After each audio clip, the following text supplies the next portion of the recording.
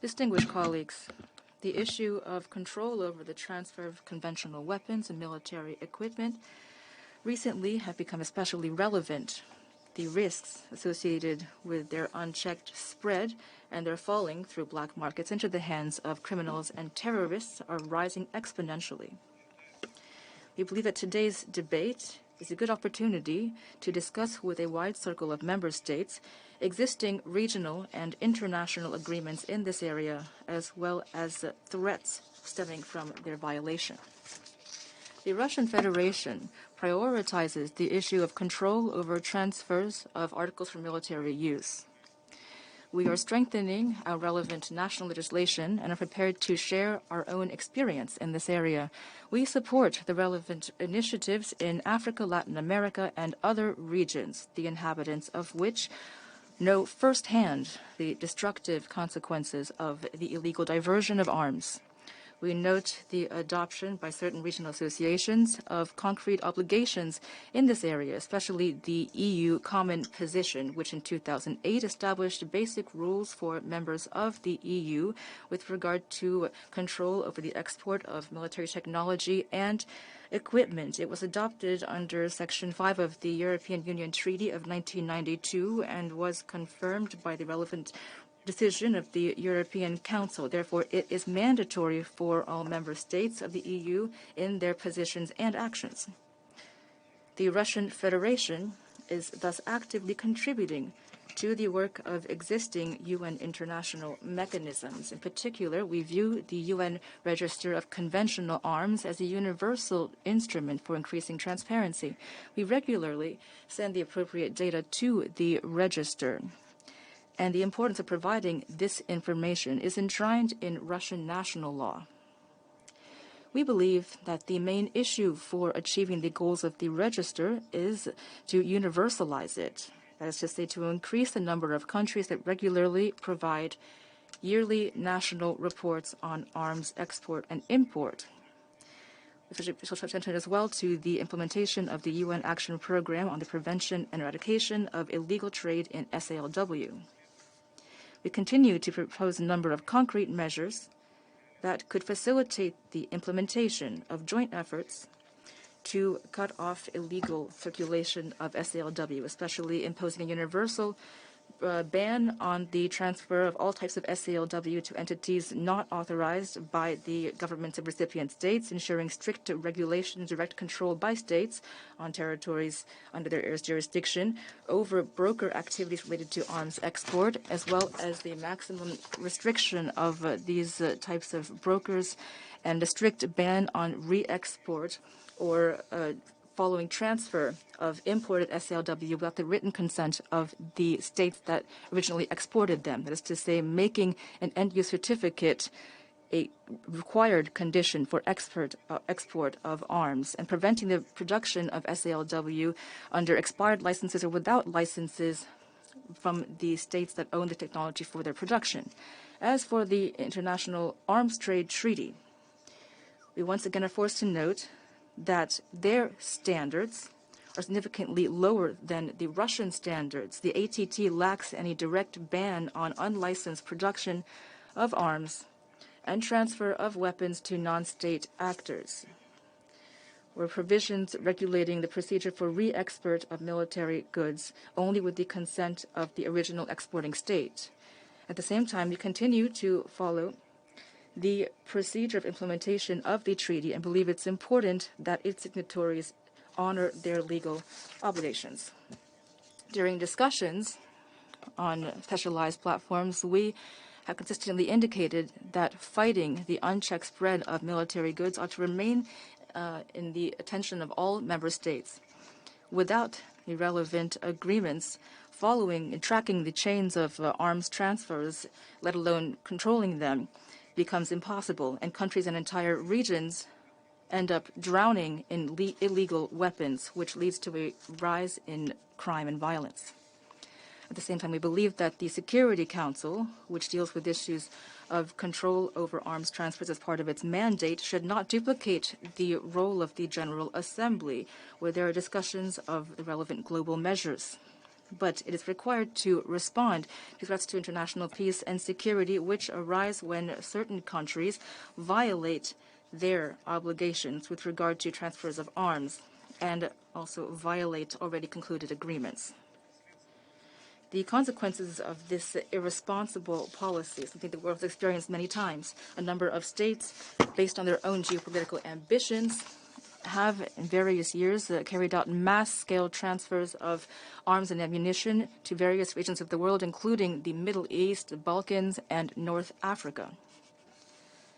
As a result, in light of the tragic experience of radicalization of the so-called opposition forces that they supported and the subsequent unchecked spread of military goods throughout the world, Western countries continue to promote the concept of responsible behavior and strengthening control over weapons circulation.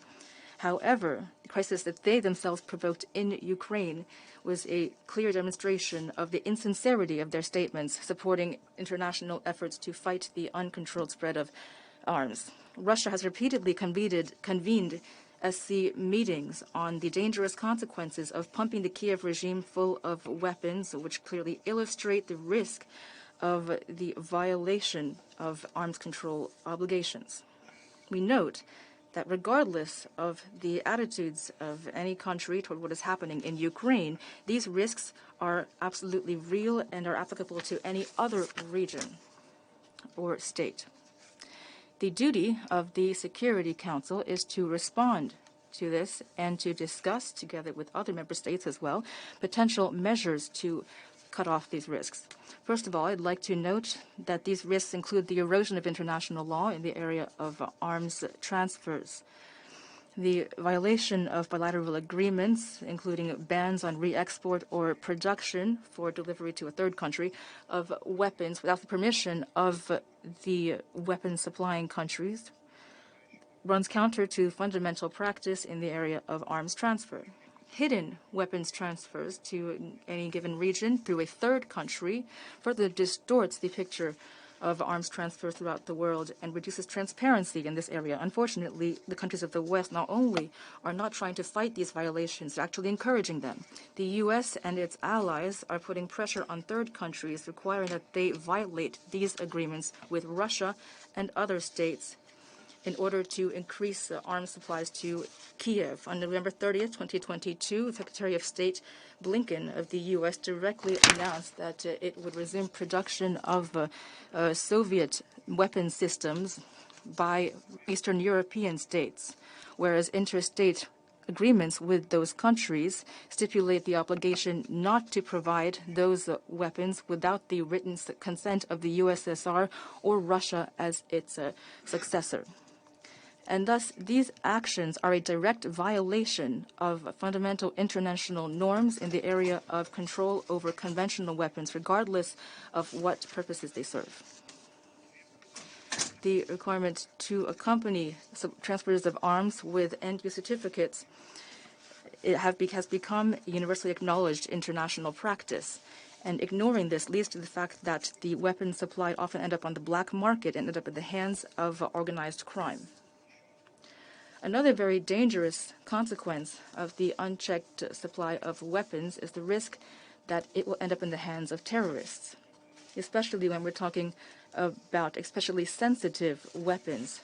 For example, portable air defense systems and anti-tank systems, which pose massive risks for civil aviation and rail transport. We recall that signatories of the ATT and EU countries have taken on obligations to prevent the use of weapons that are supplied to them for undermining global peace and stability, violating international humanitarian law, committing acts of violence, and escalating armed conflict, and facilitating repression, genocide, etc.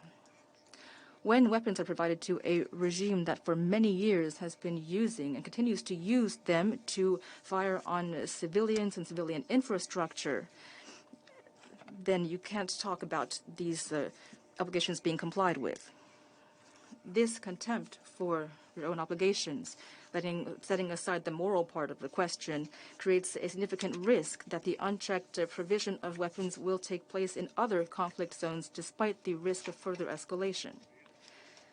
At the same time, baseless accusations that any given state allegedly is providing arms to Russia in violation of the relevant SC resolutions have not been supported by any evidence and have been repeatedly officially refuted by us. Another, a little less visible but very serious risk of irresponsible behavior toward transfers of arms is the rolling out and increase of the military industrial complex in national governments. Of course, this does not interest Western countries, and their governments take on an analogous position. Now,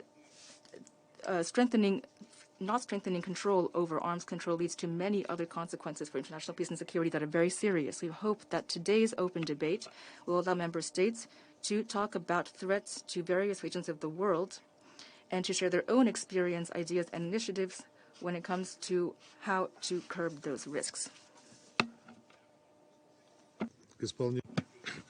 I resume my function as President of the Council. I now give the floor to the United States.